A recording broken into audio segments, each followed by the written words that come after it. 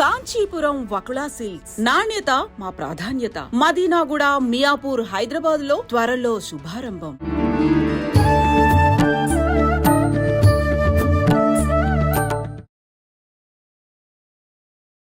నమస్కారం, welcome to I dream. ధర్మ మార్గం విత్ విజిత కార్యక్రమానికి స్వాగతం. ప్రస్తుతం మనతో పాటు ఉన్నారు దివ్య విశ్వశక్తి పరివార్ ప్రచారకులు స్వామి ఓం స్వరూప్ గారు. ఇప్పుడు వారితో మాట్లాడి మరిన్ని మంచి మంచి విషయాలు అడిగి తెలుసుకుందాం. నమస్కారం అండి. శుభమస్తు తల్లి, దివ్య స్వరూపులందరికీ. భగవంతుడి విషయానికి వస్తే అమ్మా, మనం ఏది మాట్లాడినా భగవంతుడు, దైవం దైవం దైవం అని మాట్లాడుతూ ఉంటాము. అన్నిటినీ నడిపించేదే దైవం, శక్తి. అయితే నిజంగా ఆ భగవంతుణ్ణి చూడటం, ఆయన దర్శన భాగ్యం మనకు కలగటం అనేది సాధ్యమేనా అంటే అది ఒక మూర్ఖమైన ప్రశ్నగా తీసుకోవచ్చా? నిజంగా సాధ్యపడుతుందంటారా? బాగుందమ్మా. ఎంతోమంది హృదయాల్లో ఉండే స్పందన నీ రూపంలో, మాటల రూపంలో వచ్చింది అని నేను భావిస్తున్నాను. ఇది సాధ్యమే.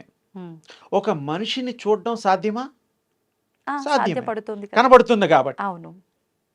కొంతమంది కనపడకుండా కొద్ది రోజులు మనతో ఉంటూ కూడా వేరే ఊళ్ళలోకి వెళ్ళిన వాళ్ళు ఉంటారు. విదేశ యానంలో కూడా చేస్తూ ఉంటారు. వాళ్ళు కూడా మనం వీడియోలో చూస్తూ ఉంటాం.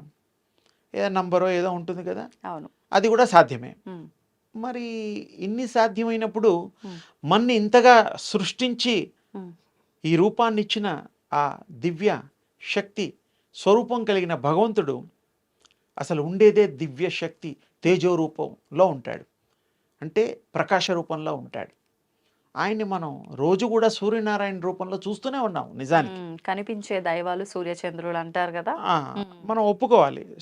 ఆ దేవుళ్ళు కూడా సూర్యుడిని ఉపాసన చేసిన వాళ్ళు గతంలో ఈ 9 అవతారాల్లో అన్ని ఎక్కువ అవతారాలు కూడా సూర్యోపాసన చేసి సూర్యుడికి ఆర్ఘ్యం ఇచ్చి పొద్దున పూట కృష్ణుడు, రాముడు ఇత్యాది దేవతలు అందరూ కూడాను ఇచ్చారు. అంటే ఏమిటి, ఆ భగవంతుడికి కూడా ఆ స్టేజ్లో కూడా శక్తి అవసరము. ఒక కారణం చేత అవతారాలు వచ్చాయి. ఒక పనులు చేయడం కోసం, ఒక ప్రబోధం చేయడం కోసం, ఒక మానవులకి ఒక సందేశం ఇవ్వడం కోసం ఆ భగవంతుడు రూపాన్ని దాల్చి ఒక అవతారంగా అవతరించి మనకి సత్మార్గంలో మనని నడిపించే దివ్య రూప శక్తులుగా, దైవ స్వరూపులుగా వారు మనకి అనుగ్రహించారు. అసలు భగవంతుడు తేజోరూపుడు, తేజస్సు, ప్రకాశము. ఇంతకంటే ఫీల్ అవ్వచ్చు, మనకి ఇలా తగిలినట్టుగా కూడా ఫీల్ అవ్వచ్చు, అలా మనం ముట్టుకోవచ్చు. ఆ స్పర్శ కూడా ఉంటుంది, దివ్య శక్తి స్పర్శ కూడా మీకు తగులుతుంది. ఎటువంటి సందర్భాల్లో? మీరు ఉపాసన చేసిన తర్వాత ఎలాగైతే మామూలుగా గాలి ఉంటుంది, అవును, వీస్తూ ఉంటే చల్లగా ఉంటుంది, ఎండాకాలం వేడిగా ఉంటుంది, అది ఫీల్ అవుతున్నారు. ఆ ఫీలింగ్ ఎలాగైతే అవుతారో దివ్య శక్తిని పొందిన వాళ్ళు కూడా ఆ విధంగా ఫీల్ అవుతారు. అందులో సందేహం లేదు. కొంతమంది భగవంతుడు వాళ్ళకి కనిపిస్తున్నాడని చెప్పి కల్లో నాకు ఏదో చేయమని చెప్పాడని చెప్పి చెప్తుంటారు కదా. అంటే కల్లో ఏదో చేయమని భగవంతుడు చెప్పడం అవన్నీ మనం చాలాసార్లు విన్నాం. ఆత్మ భగవంతుణ్ణి దర్శించేటువంటి స్థాయిలో ఉందంటే అది మంచి జీవము, మంచి మనిషి, మంచి అవతారం కలిగినటువంటి ఈ యొక్క మానవ దేహము. ఓసారి మంచి చెప్పిన దేవుడు ఇంకోసారి చెడు చెప్తాడా? చెప్పడు, ఎప్పుడు మంచిగా చెప్తాడు. అసలు ఆ దేవుడు దర్శనం అవుతుందంటేనే నువ్వు ఎంతో పుణ్యం చేసుకుంటే కానీ కాదు.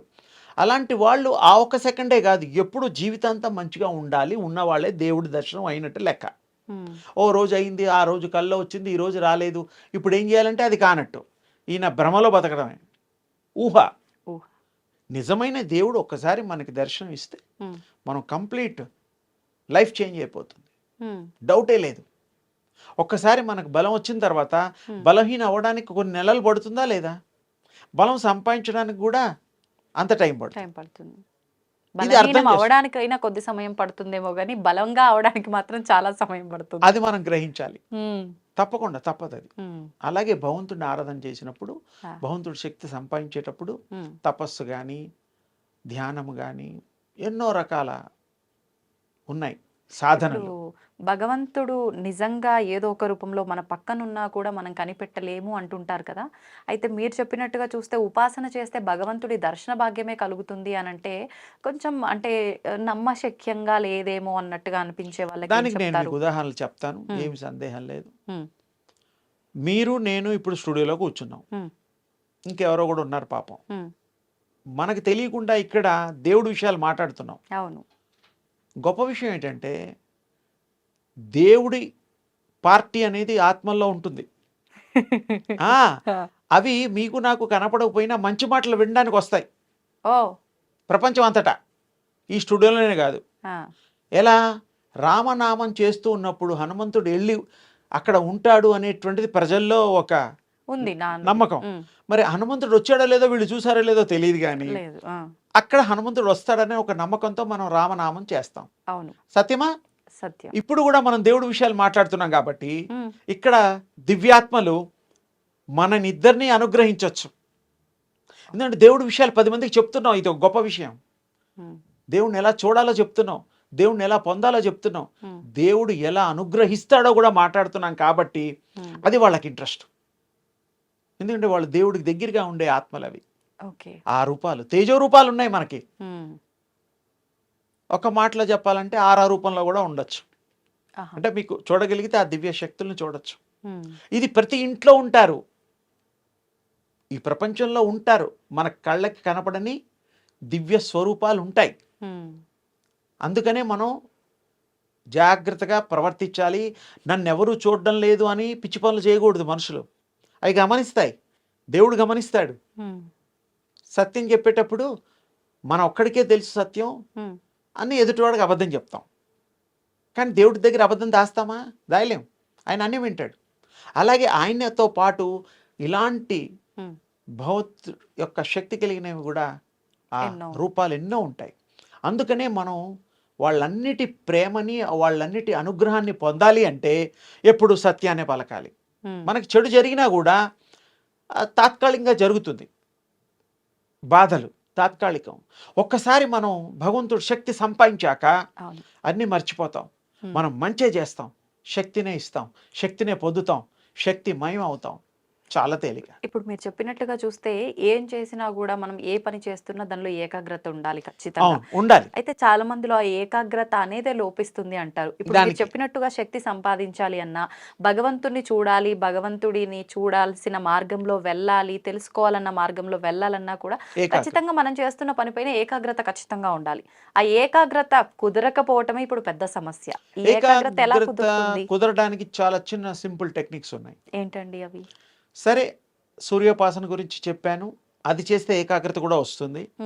అది కాకుండా మనకి జెనెటిక్గా కూడా ఉండేటువంటి దాన్ని మార్చొచ్చు. ఆ డయాగ్రాము, సిస్టము, ప్లాన్ అంతా మార్చేయచ్చు. ఎలా మార్చొచ్చు? డిఎన్ఏలో జెనెటిక్గా పరంపరగా సంచితంగా వచ్చేటువంటిది కంటిన్యూటీగా జీన్స్ అంటాం కదా. అవును, అవును. వాటన్నిటికీ మైండ్ ఉంటుంది, అది చాలా గ్రహించాలి. అందరూ ఎకల్టిజంలో చెప్తారు, ప్రతి కణానికి మైండ్ ఉంటుంది. కోటాను కోట్లు ఈ బాడీలో జీవ కణాలు ఉన్నాయి.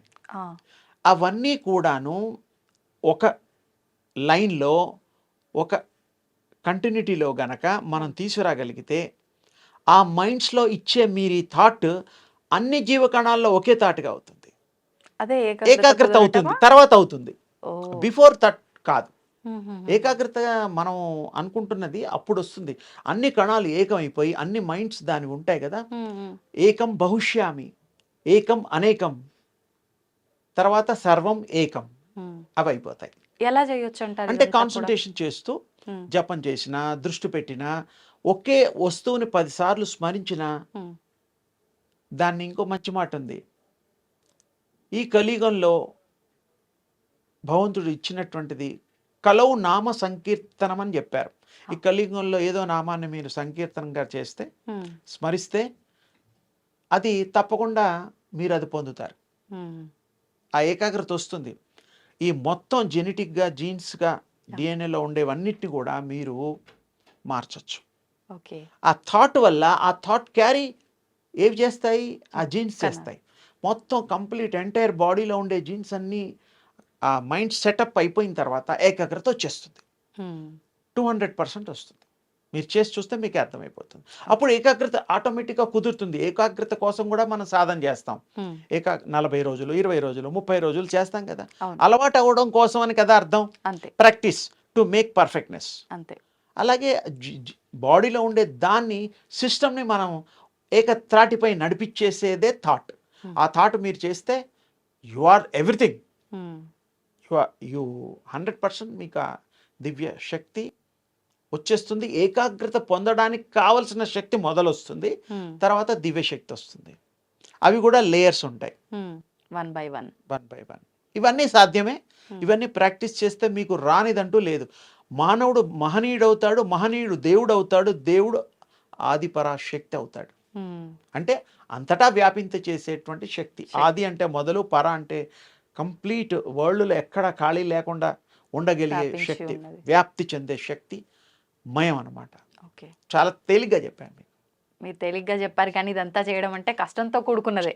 అమ్మ కూర్చోవడం కూడా కష్టమా, పడుకొని కూడా ఏకాగ్రత చేయొచ్చు. ఇవాళ రేపు మా జనరేషన్ వాళ్ళు కూర్చోవడం, కింద కూర్చోవడం అంటేనే పెద్ద పోనీ కష్టం. ఒక పని చేయండి, కంఫర్టబుల్ సోఫాలో కూర్చోమనండి, లేకపోతే బెడ్ మీద పడుకోమనండి, తరగడా పెట్టుకోమనండి, హాయిగా పడుకొని. బాడీకి ఆసనాలు వేస్తే ఇబ్బంది, కానీ మనసుకి సీట్ ఏమీ లేదు, థాట్ ఓన్లీ సీట్. భలే చెప్తారండి మీరు. పడుకుని కూడా చేయమంటారు, పడుకున్న తర్వాత మేము నిద్ర వస్తుందంటారా? శుభ్రంగా గురకలు పెడతాం. కానీ అంటే ఆ ఇంట్రెస్ట్ ఉన్నప్పుడు పడుకున్నప్పుడు కూడా చేయొచ్చు. అంటే బాడీ పెయిన్స్ ఉంటాయి కొంతమందికి, మోకాళ్ళ నొప్పులు ఉంటాయి, రకరకాల ఇబ్బందులు ఉన్నాయి. బాసం పెట్టి కూర్చోమంటే మోకాళ్ళు అవుతాయి, నిట్టు నీరావుగా కూర్చుంటే వీపులు. ఇవన్నీ ఎందుకు వచ్చింది గొడవ? మనసుకి ఆ శిక్షణ లేదు. మనసుకి ప్రశాంతత కావాలి, పీస్ ఆఫ్ మైండ్ కావాలి, టెన్షన్ ఉండకూడదు, ప్రెషర్ ఉండకూడదు. ప్రెషర్ లేనిది హాయిగా బెడ్ మీద పడుకోండి, శవాసనం వేసుకోండి, శవం కారు గ్యారంటీ. నేనైతే తమాషా కన్నా కానీ నిజంగా అలా ఫీల్ అయ్యే వాళ్ళు కూడా ఉన్నారు, వాళ్ళకు ఉపయోగపడుతుందని నేను అడిగాను. నేను అనేది ఏంటంటే, మీరు ఎలా అడిగినా మంచి చెప్పడం కోసం, మంచికి ఒక రూపం ఇవ్వడం కోసం మీ ప్రయత్నంలో దాంట్లో సత్యం ఉంది, నిజాయితీ ఉంది. ఆ ప్రజెంటేషన్లో మహత్యాన్ని అందరికీ చెప్పాలనేటువంటి ఉత్సుకత ఉంది. అందుకనే నేను చెప్పడానికి అలా చెప్పాను. థ్యాంక్ యూ అండి. అమ్మ, ధన్యవాదాలు. అమ్మ శుభం తల్లి.